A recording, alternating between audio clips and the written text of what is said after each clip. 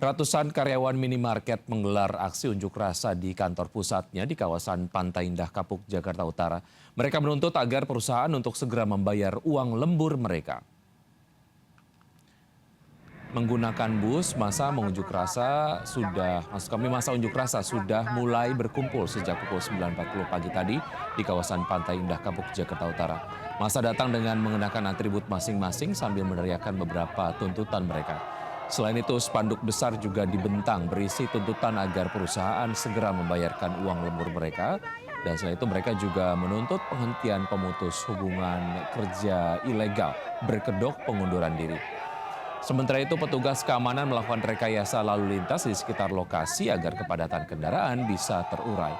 Kemacetan ini terjadi di Jalan Marina Raya menuju Pantai Indah Kapuk.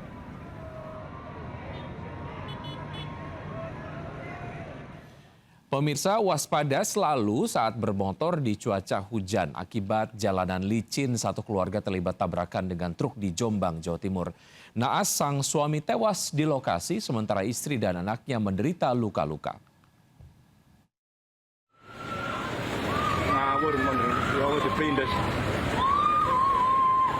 Seorang wanita Ina Marlina, 35 tahun histeris, hingga syok melihat jasad suaminya, Widya Stono, 37 tahun, di kolong truk usai kecelakaan di Jalan Raya Desa Kademangan, Mojo Agung, Kabupaten Jombang. Sebelumnya korban bersama istri dan anaknya, Muhammad Reiga Al-Karim, 10 tahun, tengah berboncengan motor dari Jombang menuju Mojo Agung. Namun akibat jalan licin, korban terpleset saat akan berbelok ke kanan. Dan pada saat bersamaan dari arah berlawanan datang truk. Akibat jarak yang terlalu dekat, kecelakaan tak terhindarkan hingga terjadi tabrakan. Sang suami tewas akibat terlindas roda depan. Jasad korban dan 2 korban luka pun dievakuasi ke RSUD Jombang. Tadi kendaraan sepeda motor dari barat ke timur mau belok, terus terjatuh kepleset. Terus ada truk muatan pakan ternak. Dari arah mana itu? Dari arah timur, tertabrak dulu terus terlindas.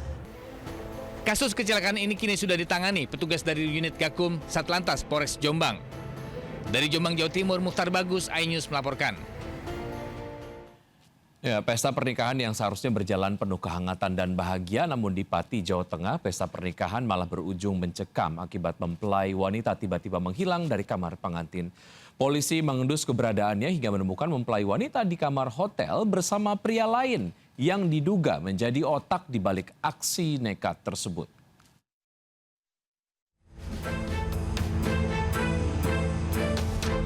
Pesta pernikahan yang seharusnya diwarnai kebahagiaan tiba-tiba berubah mencekam di Desa Tanjung Sari, Trogowungu, Pati. Kepanikan keluarga pecah saat mengetahui mempelai wanita Naila Anik Setiawati, 19 tahun, dilaporkan menghilang misterius dari kamarnya. Padahal seluruh undangan hingga makanan untuk pesta penyambutan rombongan mempelai pria Muhammad Musalim, 33 tahun, sudah tersedia. Peristiwa berawal saat keluarga mendapati kamar Naila kosong melompong pada pukul 3 dini hari. Meski malu dan hati hancur, keluarga mempelai wanita lalu mengabarkan berita pahit ini ke pihak mempelai pria. Sontak pesta pernikahan dibatalkan. Orang tua Naila kemudian melapor ke Polsek Trogowungu terkait hilangnya sang anak. Selang 2 hari, misteri ini terungkap. Polisi mengendus keberadaan Naila di sebuah hotel dekat alun-alun Jepara bersama teman prianya Davin Febriansyah, 18 tahun. Hasil pemeriksaan, pria ini membantu dan menjemput Naila dalam pelarian nekatnya. Keberadaan dari perempuan tersebut di salah satu penginapan di sekitar alun-alun Jepara bersama dengan rekan prianya yang membantu untuk melarikan diri menghindari pernikahan yang bersangkutan. Kasus ini pun kini ditangani penyidik dari Polres Pati dan 2 orang yang diamankan dari kamar hotel masih dalam pemeriksaan terkait motif pelarian mempelai wanita. Dari Pati, Jawa Tengah, Vindi Agil melaporkan. Pemirsa, apa jadinya jika ibu dan anak kompak dalam melakukan aksi kejahatan? Seperti di Padang, Sumatera Barat, seorang ibu dan anak perempuannya diringkus polisi usai mencuri kalung emas di sebuah toko perhiasan.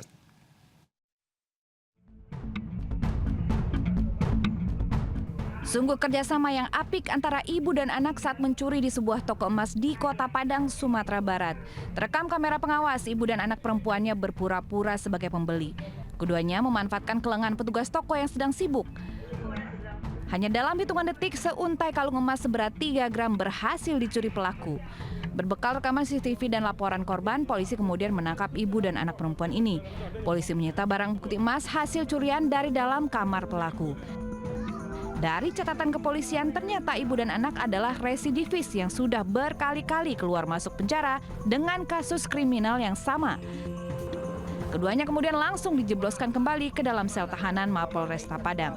Dari Padang, Sumatera Barat, Budi Sunandar, iNews melaporkan.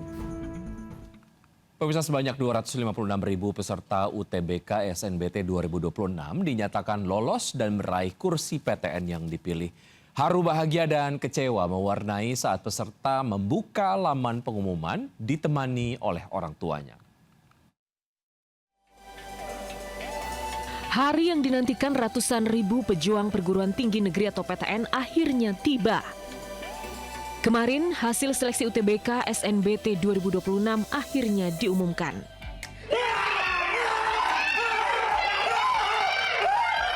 Ditemani orang tuanya, calon mahasiswa harap-harap cemas saat membuka laman pengumuman. Haru dan tangis bahagia pun pecah saat laman website pengumuman menampilkan barcode yang menandakan lolos PTN yang dipilih.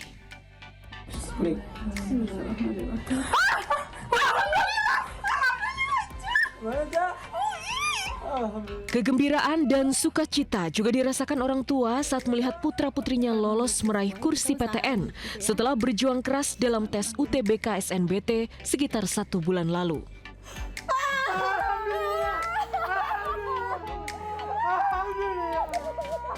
Ada yang bahagia, ada pula yang kecewa. Sejumlah peserta dinyatakan tidak lolos UTBK SNBT.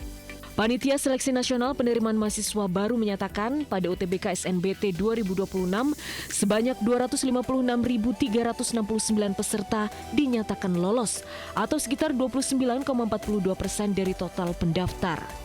Sekitar 871.000 pendaftar memperebutkan daya tampung di 145 PTN di seluruh Indonesia.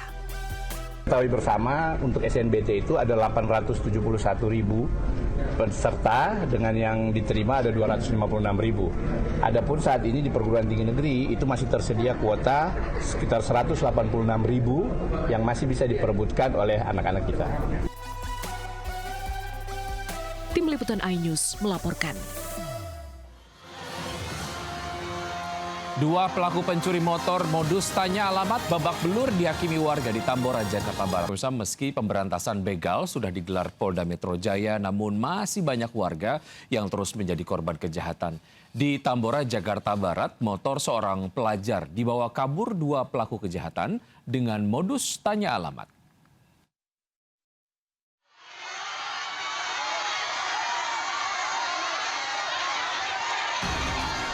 Ratusan orang berusaha menghakimi dua pelaku pencuri motor AS dan AP yang dievakuasi dari kantor sekretariat RW Tanah Serel, Tambora, Jakarta Barat. Warga emosi berusaha merangsek dan membuat polisi kewalahan. Sebelumnya kedua pelaku diketahui nekat membawa kabur motor seorang pelajar. Modus pencurian keduanya berpura-pura bertanya alamat kepada korban dan memintanya untuk ikut serta. Seperti tak berdaya dan dalam pengaruh hipnotis, korban mengikuti ajakan pelaku hingga akhirnya korban sadar motornya dibawa kabur kedua pelaku. Naas aksi keduanya diketahui warga hingga dihentikan dan sempat menjadi bulan-bulanan warga. Hasil pemeriksaan, kedua pelaku merupakan residivis kasus serupa dan sudah 2 kali keluar masuk penjara. Kedua pelaku pun kini terancam hukuman 4 tahun penjara. Dari Jakarta, Miftahul Ghani, iNews melaporkan. Halo pemirsa, selamat siang. Saya Wiki Ardian. Inilah seputar iNews Siang. Kebakaran menghanguskan ruko 4 lantai tempat usaha aksesoris ponsel di Tanah Abang, Jakarta Pusat. 3 karyawati sempat terjebak namun berhasil menyelamatkan diri.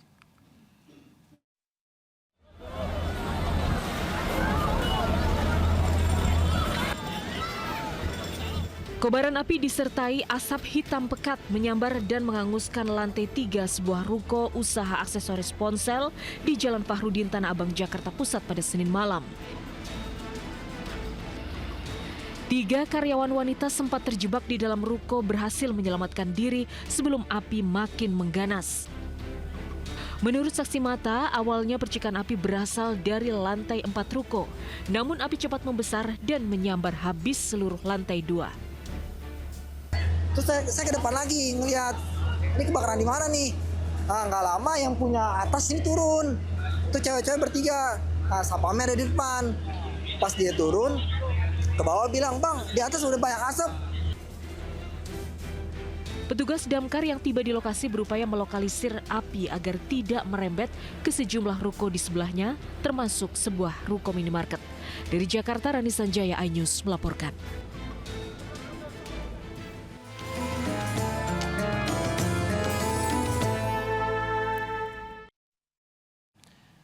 Pemirsa, sekitar 1,5 juta jemaah haji dari seluruh dunia akan mengikuti puncak ibadah haji, yaitu wukuf di Arafah, termasuk seluruh jemaah haji Indonesia yang saat ini sudah menempati puluhan tenda di Arafah.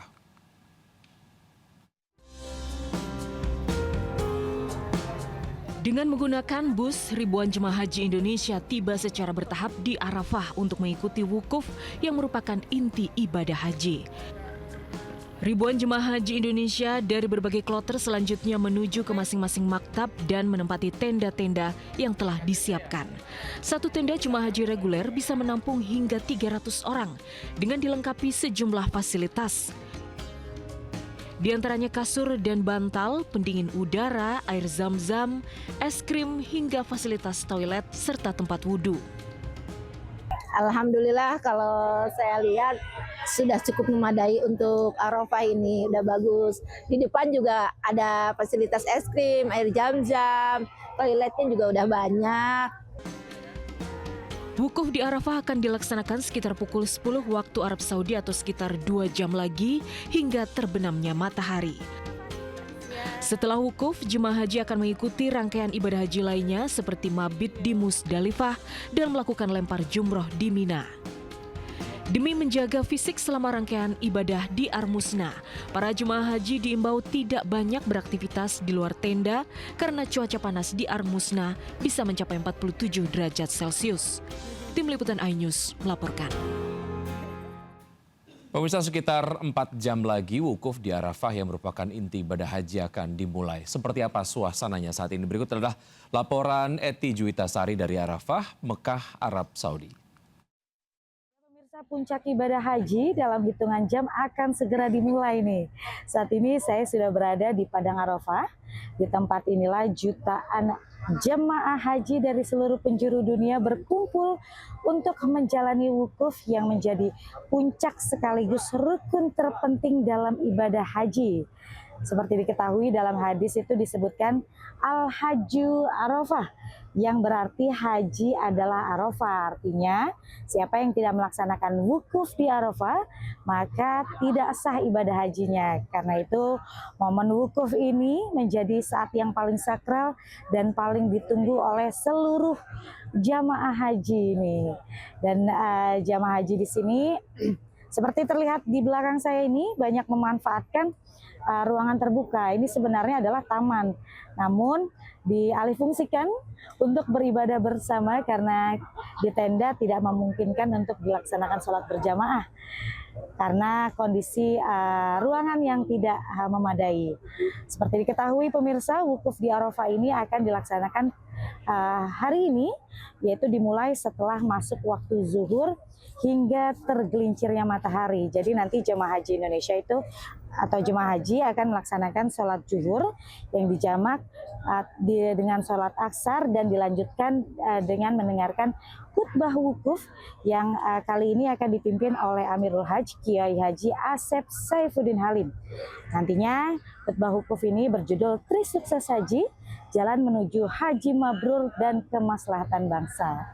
Dan nanti saat khutbah selesai ini diimbau bagi para jamaah haji untuk memperbanyak doa, berzikir, membaca Al-Quran, dan beristighfar, memohon ampun kepada Allah. Dan nantinya setelah wukuf selesai atau setelah asar, ini secara bertahap jamaah haji Indonesia akan didorong menuju ke Musdalifah untuk menjalankan rangkaian ibadah haji lainnya. Dari Mekah, Arab Saudi, Eti Jutasari, MCH 2026 melaporkan. Ya, menyambut Idul Adha esok hari, umat Muslim telah mempersiapkan sapi-sapi terbaik untuk dikorbankan. Di Probolinggo, Jawa Timur, sapi seberat 1,2 ton terpilih sebagai hewan kurban Presiden Prabowo. Seekor sapi berbobot 1 ton akhirnya terpilih menjadi salah satu sapi kurban warga Sidoarjo, Jawa Timur. Sapi jenis limusin ini sebelumnya adalah sapi kurban bantuan dari Presiden Prabowo Subianto. Selain kebersihan, pemberian makan juga menjadi perhatian untuk menjaga kondisi sapi tetap sehat. Ya, perawatannya itu ya biasa aja, ini pakai comboran ampat singkong, ya sama rumput-rumput gajah, sama rumput liar. Ini di kandang sini 3 tahun, waktu kita beli umurnya 1,5 tahun. 1,5 tahun. Jadi 4 tahun setengah ini. Sementara itu di Probolinggo, Jawa Timur, sapi seberat 1,2 ton milik seorang guru terpilih menjadi sapi kurban Presiden Prabowo. Sapi berjenis semental dan terjual seharga 100 juta rupiah. Sapi ini diberi nama Ronggo Waseso dan kini berusia 2 tahun lebih. Dari Sidoarjo dan Probolinggo, Pramono Putra, Hana Purwadi, iNews melaporkan.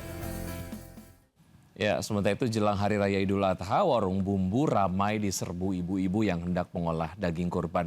Namun pada tahun ini, ibu-ibu harus menghitung pengeluaran mereka karena harga bumbu sudah mengalami kenaikan harga bahkan dari jauh hari.